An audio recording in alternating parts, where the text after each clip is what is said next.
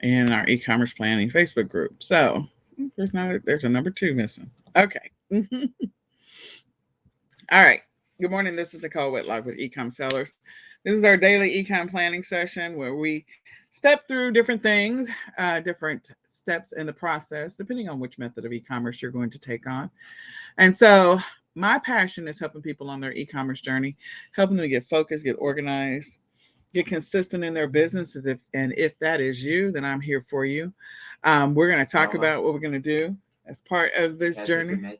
Yes, Nicholas, just a minute. So right now we're going to go ahead and talk through creating our Amazon account. This is part 2 of a 2-part series. And as we step through this process, again, if you already have your Amazon seller account created, then that's fine. But if you don't, you can go ahead and step through this process. It'll help you. We're live on Clubhouse. We're also live in the e-commerce planning Facebook group. And just as we're getting ready to get into this, I do want to encourage you, if you haven't already gone over to the e-commerce planning Facebook group, go ahead and download the daily e-com planning checklist. You can go to the files section of the e-commerce planning Facebook group and download the daily, weekly, and monthly planning checklist. That checklist is designed to help you on your e-commerce journey. It doesn't matter which method of e-commerce you're doing. It's just designed to help you on your journey. So you can use that to help you stay focused and get consistent in your business every single day so you can gain momentum and move your business forward. So as part of this 2-part series, you'll use that daily ecom planning checklist. You'll use that to go ahead and use that after we've gone through how to create your Amazon seller account. So with that, we're going to talk about how to create your Amazon seller account. We went through part 1, which was all the pre-work, the pre-decisions and things to think about. Now we're going through part 2, which is creating your account. So as I said before, there's a few things that you need to pull together to be prepared to go through this process of creating your account. You're going to need to make sure that you've determined what your business address is going to be and your business name. You pulled out a credit card. You got your banking information. You've got an ID that you're going to use as verification, because there will be verification steps that Amazon is going to take you through, and some additional verification steps after you've gone through it. So you'll need a phone number and, of course, your bank information so that when you get paid by Amazon, the money goes into your bank account. So if you didn't do those as part 1, definitely stop and go do that now. So when you begin the process, the screen is going to look similar to this. The process has evolved over the years. So maybe 4 steps, maybe 5 steps. So it's evolved a little bit. But step 1 of the process is you do have to agree to the seller agreement. There's some stuff in there you probably want to read. You need to understand the terms that you're about to agree to as a seller or as a potential seller. And so there's going to be some things they're going to tell you that you don't want to do, just so you don't get yourself in trouble. So again, you want to be prepared for those things. So review the seller agreement, and then you'll go through the process beginning to create your account. You're going to need to make sure that you determine what your business name is going to be.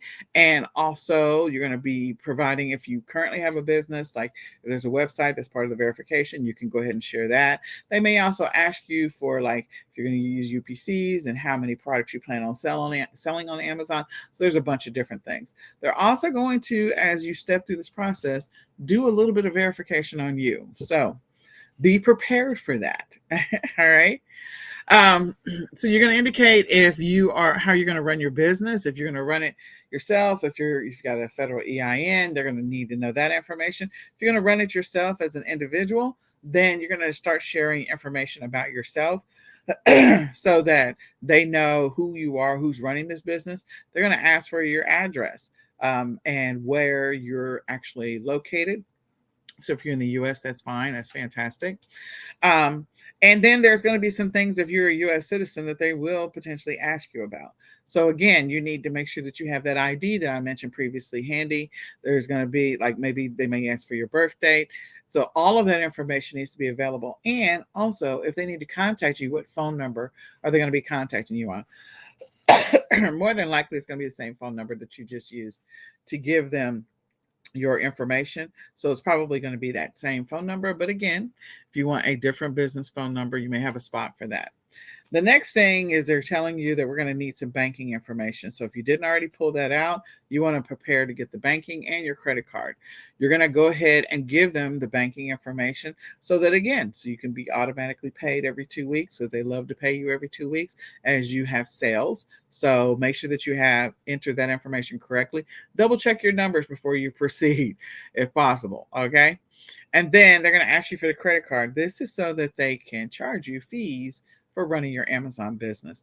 So give them a credit card that is valid. And as you're going through this process, the more things that have the same name, address, and phone number on them, or same name and address, the faster you may go through the verification process.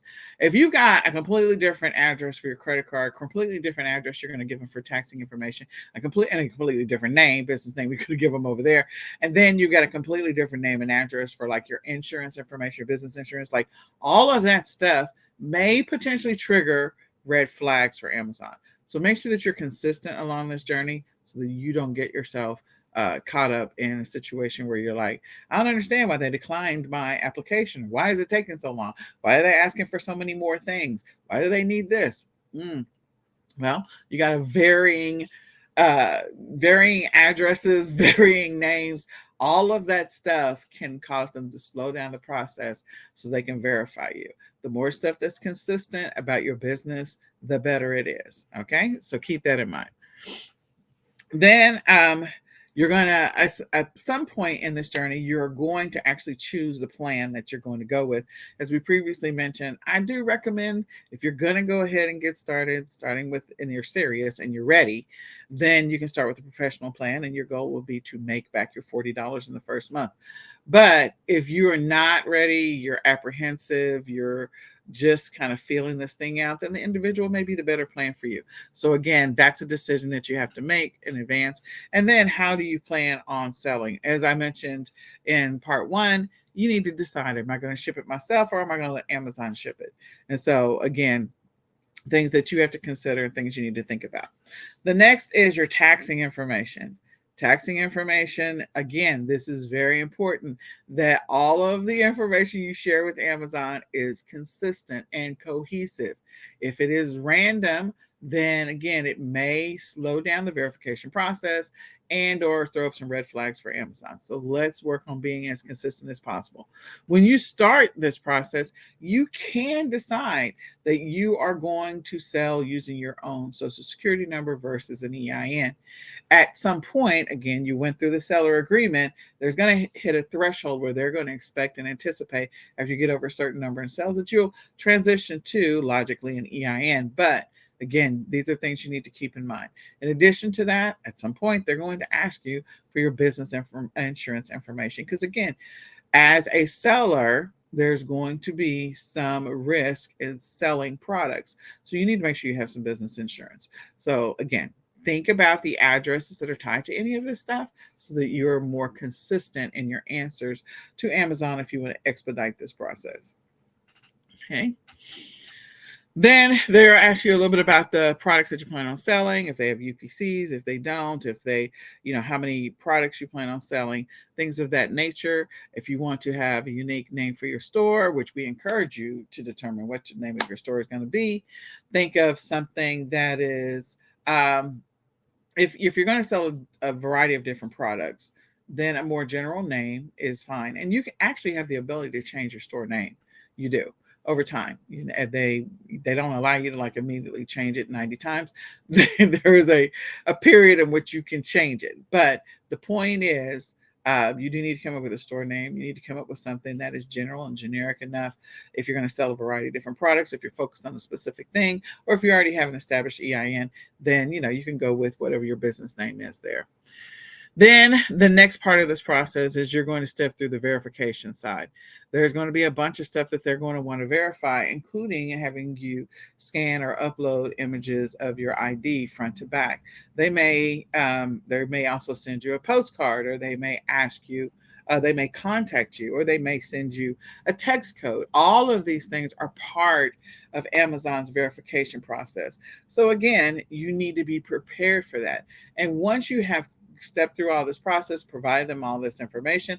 It can take up to 7 days. For most people, traditionally, they get approved within 3 to 4 days, as long as there's not a boatload of red flags. But if there's a bunch of red flags or things that they're like, I need a little more information, I need a little more clarification, you need to be prepared to answer that, respond to Amazon, and or fix it, whatever that is.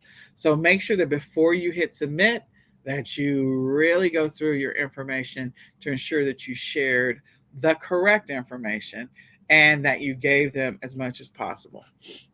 Okay?